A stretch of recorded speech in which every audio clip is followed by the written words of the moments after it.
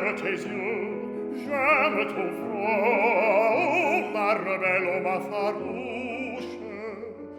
J'aime tes yeux, j'aime ta bouche, où mes baisers s'épuiseront.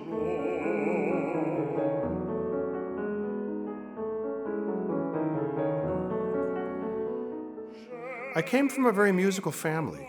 My mom sang, not professionally, but in weddings and funerals and stuff for as long as I can remember. My father was a conductor and a teacher at the high school and college level for bands and orchestras. He was very good on the trumpet and the violin, won competitions. And my mother's whole side of the family, all of her siblings are musical.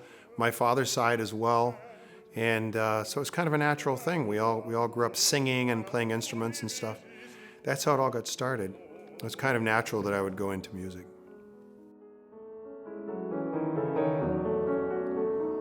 J'aime tout ce qui te fait belle, de tes pieds jusqu'à tes cheveux.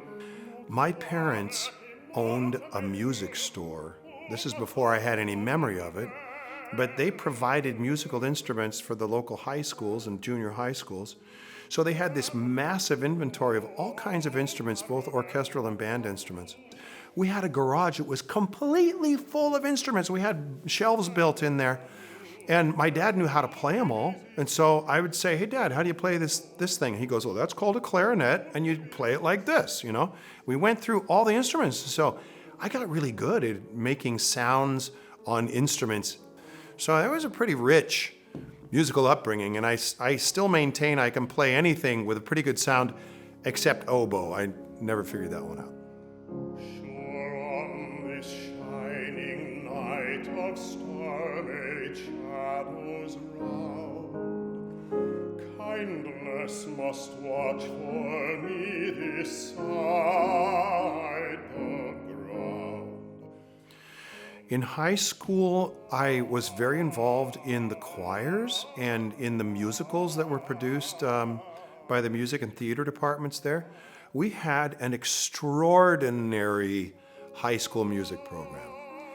So based on that experience, I thought I would be a choir teacher. And I went to Cal State Fullerton, a state college here in Southern California, and started studying that. But then I started taking voice lessons at the same time and discovered that I had a pretty good voice. I mean, I was singing in high school and I had the lead in musicals and stuff, but this sort of made me aware that I had chops for classical music, for classical singing. And I started doing competitions in college, and I was winning many of the competitions. So I finished my bachelor's in music, as Bachelor of Arts in Music Education, but then I did my master's in vocal arts at USC.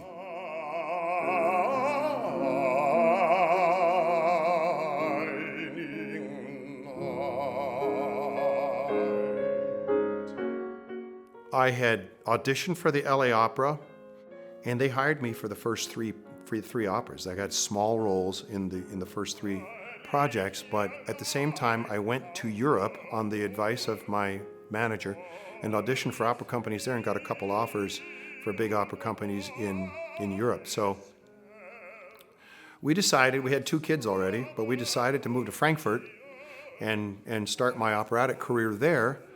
Then we went to Zurich for 5 years. So we were over there for a total of 7 years.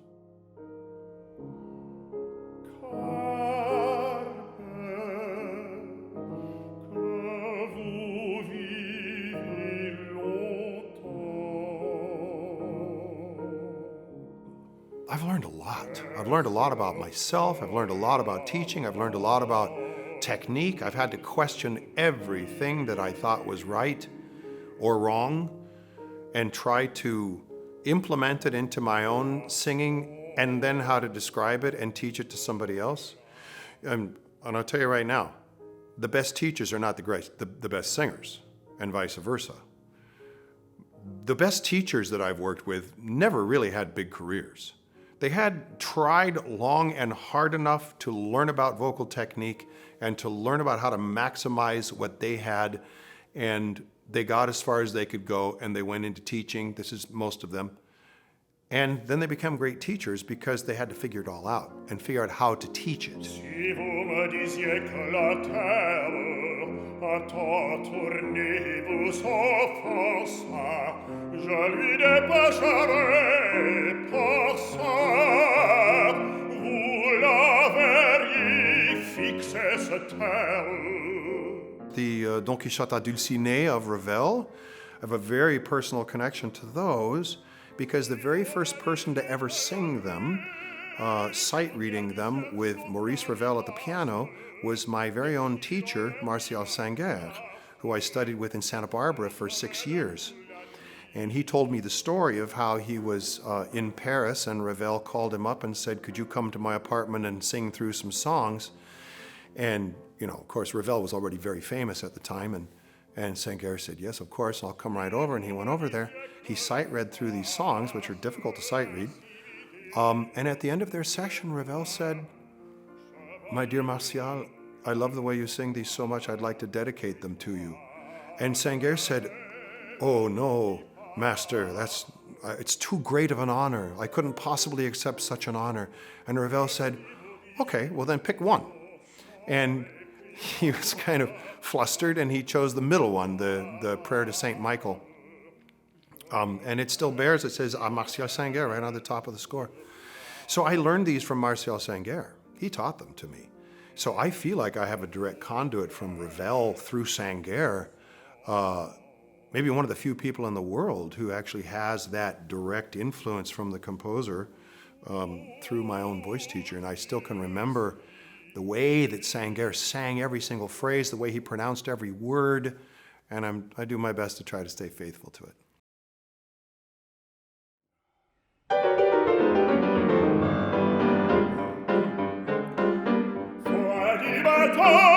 Illustre dame, qui pour me peindre à vos deux yeux, dit que l'amour il va mieux, mais tu donc tailles mon cœur, mon amour.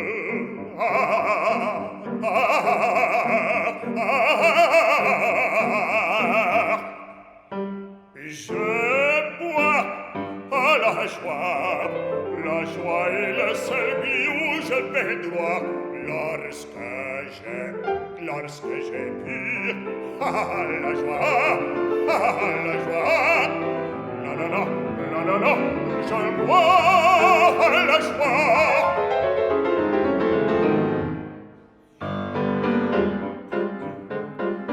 Foi du jaloux, pris de mes trésors, qui pleure et fait serment, d'être toujours ce pas d'amour, qui met de l'eau dans son ivresse.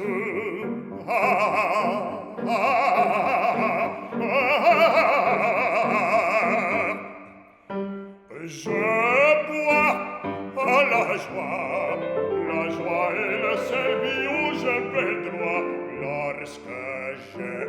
lorsque j'ai pu, la joie, non, je bois.